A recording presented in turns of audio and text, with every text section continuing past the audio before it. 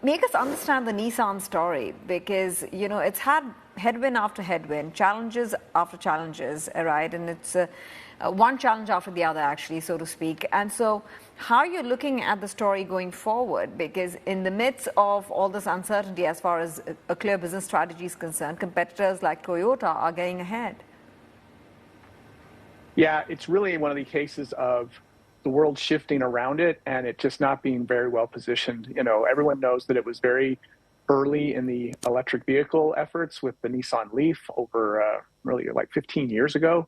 And when Carlos was running it, he had a lot of plans to make that a major part of the company's future.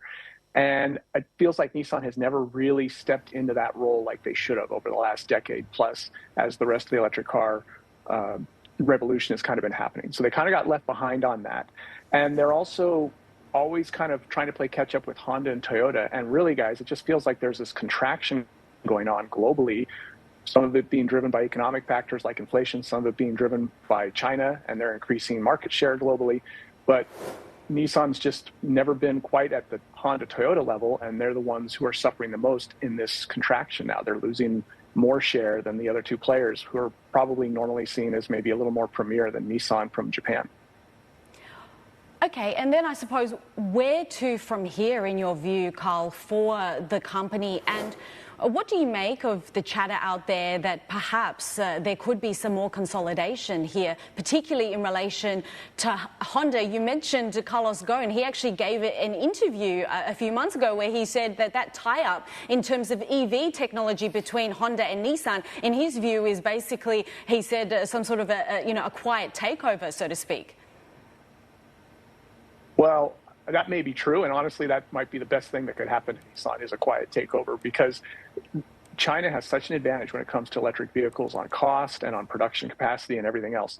And a brand like Honda is struggling, and so is a brand like Nissan, and so are a lot of other brands too. But if those two brands could come together and share costs across a wide range of vehicles, electric and non-electric, it would be a good move for both of them. I mean, I've looked at companies like Mitsubishi, for instance, that a lot of people were wondering if they were going to survive. And the way they effectively survived was by becoming part of a larger conglomerate. And I think the same thing's true of Nissan. I think they're going to need, as they say in our industry, a dance partner. I think they need a dance partner, and I think Honda kind of needs one too. So that would be actually a very good tie-up for both of them.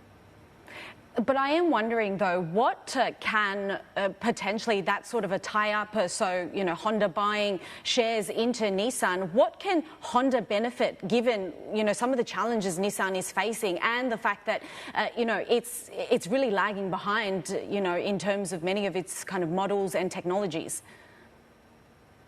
Well, a lot of it will depend on how much you can get those shares and how much it will spend to get some level of control of Nissan and Nissan's resources. There's this, big bond that we all know coming up, and that's part of this 12 to 14 month time frame everyone's talking about that they've got to figure things out because there's a lot of debt coming, and certainly Honda isn't going to want to take that on. So it's really going to be how they navigate a potential, if not takeover, some kind of a partner sharing thing where they can work together, try to save costs, but not be dragged down if they just can't help Nissan or fix Nissan or get Nissan at such a low price that it makes sense for them to take it on.